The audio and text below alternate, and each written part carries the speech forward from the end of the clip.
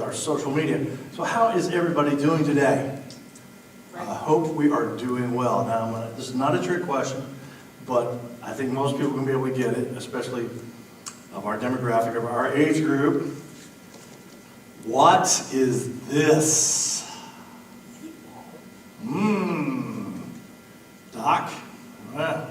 Todd? Look like this. This is a Mattel 8-ball, right?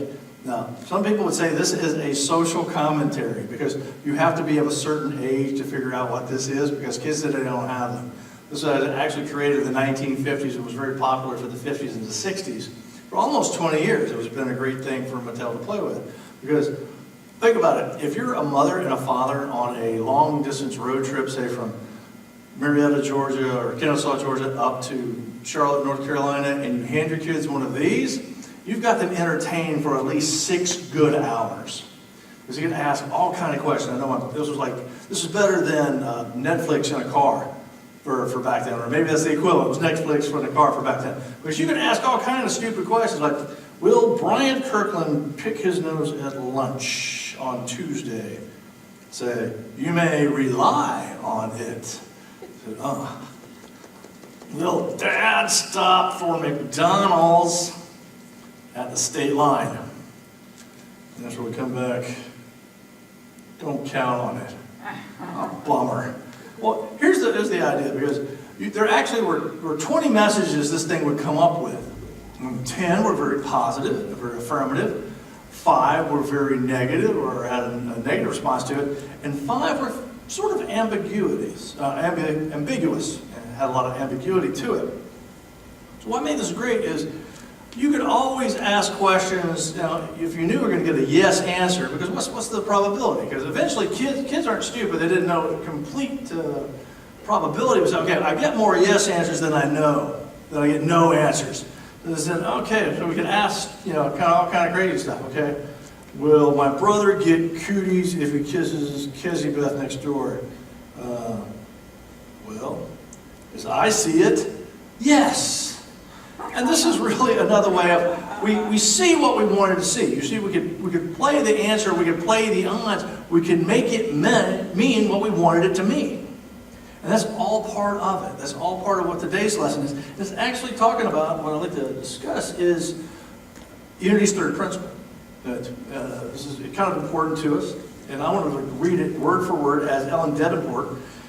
She's done the 5 principles, which is an update from the 5 pillars for most of us who began in Unity years ago. But she defines that human beings create their experiences by the activity of thinking. Everything manifests in the manifest realm begins in thought. Or as Shakespeare said, there is neither good nor bad, but it is your thinking that makes it so, Horatio. It's all what we want to bring into the game. How we view something will actually tell more about us than about the situation. But we're the ones that give things meaning. But a man who knew that very, very well, I'm talking about here, Viktor Frankl. Viktor Frankl, great guy, a wonderful man. He died back in 2007 or 97. Everything can be taken from a man, but one thing, the last of the human freedoms, to choose one's attitude in any given set of circumstances, to choose one's own way. Viktor Frankl, a very unusual, wonderful man, caught up in Nazi Germany, being put in a concentration camp. He lost his mother, his brother, his wife. His sister survived and made it to Australia. He went back to Austria after the war. He's not very well known, or at least he's come more into popularity in the last few years, because it's very new thought in terms of we choose to find meaning in what we choose to find meaning in. The man spent some very tough time in a concentration camp in hard labor, and then at the very end of his time he was moved to a relaxation camp, which meant the Germans knew that the Allies were coming through and they weren't going to be able to get rid of all the bodies. Have you heard of the thing, we know where the bodies are hidden? They most certainly did. He was under a great deal of pressure. He was physically experimented on while he was interned in Nazi concentration camps. It was with 2. But this is something somebody came up with, is that we're trying to find meaning in whatever we're trying to do. Something might actually happen that might not have any meaning at all. It's our giving it meaning that makes it important. Things that are important are things that which endure the flame. The paraphrase of what he says. Some things in our lives that happen are so important or look so magnanimous and so terrible that we have to give it meaning. That we said this means something. Like the barn burned down. Oh my goodness, this is terrible. God is punishing us. That's what they might have said years and years ago. Or we're having drought, same sort of thing. Or somebody is rich. Well, you know, we give that means that that person's been blessed. We've all got our own thing, but we are trying to make it mean something. Again, you know, we're trying to create everything in the manifest realm. It's going to start in thought. Yes, I want to just quote this. Frank will believe that people are primarily driven by striving to find meaning in one's life, just what we just said. And that this sense of meaning that enables people to overcome painful experiences. Without getting too graphic about it, he was physically castrated without the use of anesthesia. He is a man that knows what pain is about. So we got some good news, and I got some bad news about all this. If we don't find meaning in our lives or meaning about things, people will give it to us and tell us, this is what this means for you. I don't know if anybody has ever had kids in Little League. So if you fail at Little League, you will fail in business and life. Have you ever seen that kind of pressure put on a kid? Or in soccer, especially I've seen with my brother's kids when they were playing soccer, they would come up, and parents would be crazy with the kids. They said, you know, if you can't do this, you are going to fail. There's a lot of pressure to put on a 5-year-old, but it's true. You know? And many times we give away our power, our individual God-given power, without even knowing it. We're saying, okay, this is what something means. This is what it's going to be for me. For example, does anybody know who that good-looking young man up there is? No, it's not me. I'll go ahead and tell you. That is Bill Shatner. This is Bill Shatner. In November 18th, 1960. He was only 29 years old. This is almost 8 years before he was going to put on the Captain Kirk suit. But this is one of my favorite Twilight Zone episodes. It's called Nick of Time. It's a beautiful, beautiful story that illustrates Unity's third principle. Now, I know I've got other Unity ministers out there that like to talk about Star Wars or talk about Star Trek or some of the other great memes in life to bring in Unity message of new thought. I think I could do an entire series on Twilight Zone because Rod Serling, he was a man beyond his times. But here, this particular piece right here, this was called Nick of Time. It started November 18th, 1960. Shatner played a young man called Don Carter, and his wife, Pat Carter, were newlyweds, and they break down in a place called Ridgeview, Ohio. Strangely enough, it actually is a real place. And they stopped at the Busy Bee Cafe while the car was being worked on. While in the Busy Bee Cafe, they started playing with the seer right here, called Nick, because he's got one eye open, one eye semi-closed, and it looks a lot like the devil. But the gist of it is you could put a penny in this guy, ask it a yes or no question, very much like the 8-ball, and it would give you an answer. Now, John, William Shatner, was up for a promotion. He asked it, will I get the promotion? He twisted the little turnstile in there, and it came out, very likely. My sources say yes. And then he is, well, will our car be fixed in 3 to 4 hours? Boom. Yes. It gave a yes or no answer. Then he started getting a little more specific. He started giving it more power than I realized. It's a toy. It's a toy. It's designed to take money. That's the only reason it's there, is to get money out of tourists' hands. It's very much like going down to the Brave Stadium. Why are you going to buy a $6 or $10 cup of beer? Because it's theirs. It's what you're there for. So Don keeps playing with this until he starts getting frantic about it. said, well, should we stay? Should we stay right here in Ohio, in Ridgeview, Ohio? And his wife is the one that brings him into fruition. Said, Don, I think you're losing perspective here. Pat finally breaks down and tells Don that whether or not the seer can really tell the future doesn't matter at all. But it's Don's obsessions with the predictions that are giving it any sort of power to what he's doing. She also, Pat finally says that it's better for Don, Captain Kirk in the future, to make his own future than to be controlled by what the seer is telling him. The seer is just there for fun and games. He should do what he should do and go on his own. Strangely enough, the episode ends with the Carters driving away in their new car and an older couple coming into the same cafe, going to the same table, turning to us, will we ever leave Ohio? Will we ever leave this town? And it made a nice symmetry for Serling. It was one couple enters, one couple leaves. At least the younger couple will not be spending the rest of their days in the Twilight Zone. So what about this whole, if we decide the meaning, what all that's about, why not go one step further? How about the meaning of life itself? Now, some of the stuff that we had up here earlier with a slideshow that we do pre-service had some really good quotes and some really good slides about what is it that makes our life have meaning.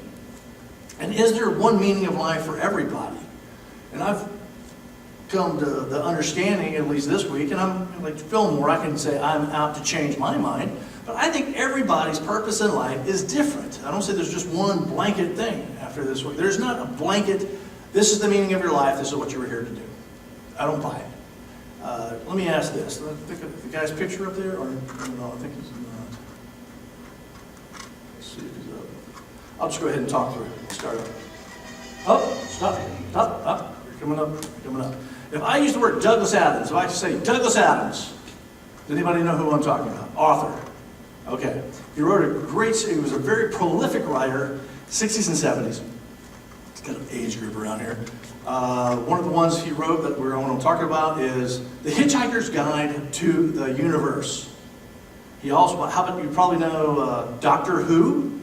Remember the Doctor Who series? A few of you may, okay. How about Monty Python and the Holy Monty Python? He was a writer on those shows too. But what he did with this one particular book, he made the supposition of what happens if somebody's really trying to find the meaning of life. Is it the same for everybody? And people just get tired of it. So millions of years ago, there was a hyper-intelligent race that wanted to find out what the meaning of life was. And I'll just set it up like that. I'll play the video, and we'll see how we're going to go with it from there. Years ago, a race of hyper-intelligent and dimensional beings got so fed up with the constant bickering about the meaning of life that they commissioned two of their brightest and best to design and build a stupendous supercomputer to calculate the answer to life, the universe, and everything. Oh, default. We want you to tell us the answer. And the answer to what? The answer to life, the universe, everything. We really like an answer. Something simple. We'll have to think about that. Return to this place in exactly 7.5 million years. They go back. 7.5 million years later. That's right. They do.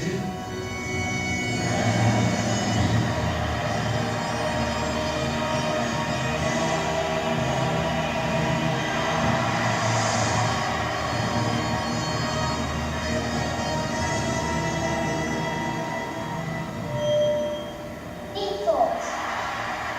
You An have answer for you? Yes, but you're not going to like it. doesn't matter. We must know it. All right. The answer to the ultimate question of life, the universe, and everything is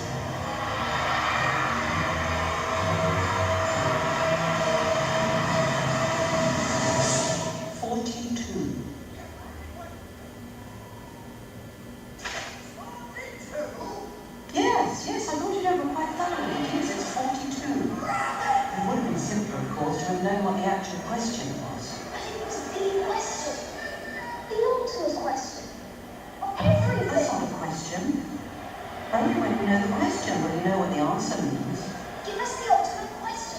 I can't, but there is one who can.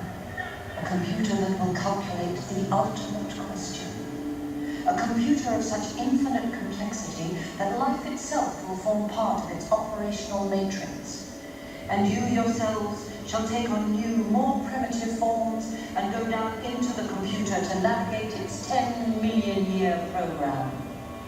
I shall design this computer for you, and it shall be called... And there you have it, folks. They never quite figured out where it was supposed to be. I'll go ahead and tell you, without doing too many spoilers, the film's about almost 15 years old. Any idea what the ultimate computer to come up with the ultimate question would be? It was a living organic thing. I'll go ahead and tell you, it's Earth. It was Earth was going to have the final question. But you see, 42, I mean, why not? Or why? I mean, if that's what they wanted to put their emphasis on. Now, the bad news is, Douglas Adams died without really telling people why he chose 42. 42. You know, the 42 can come up in a lot of different things. There are 42 chapters in all of his books. 42 comes up in a lot of different historical things. But he never really told anybody why 42. Let's throw this one at you, though. Stephen Fry was a friend of Adams. He said, I know the reason why he chose 42. 42. But I'm not telling. But the answer is as obvious as the nose on your face. Now remember when this came up with? The books were actually written back in the 80s. I remember reading it back in like 1983, all three of the books that he made. This was Hitchhiker's Guide to the Galaxy, Restaurant at the End of the Universe, and so long, and thanks for the fish. 42. For those of us who had to study computer science back in the 80s, might remember ASCII text, COBOL, Fortran. And the ASCII character for 42 is 101010. Strangely enough, that is also the symbol for an asterisk. For those of us who actually had to study computer science back in the day when it was dark ages, and computer disks were 8 inches by 8 inches, the asterisk was a wild card. In short, it could mean anything you wanted it to. What I think Douglas Adams was trying to tell us is the meaning of life is whatever we want it to be. It completely coincides and dovetails with Unity's third principle. What do you want your life to mean? Is there one answer for everybody? I don't think so. It's a beautiful thing that every individual has to do the searching and within themselves to figure it out. And that's great. Because how many times have you seen the Ziggy cartoons, Ziggy's going out and asking the wise men, what is the meaning of life? And he gets some ridiculous answer. Or any of the cartoons that would go something like that. Well, we have 42. And we have Ziggy, we have everybody else. The Far Side used to have guys going to the wise man trying to figure it all out. The good news is the power to figure it all out belongs with us. The bad news is it belongs with us also. But as I say, be of great courage. Rejoice. You control your destiny, and only you can decide what is the meaning of life. Namaste.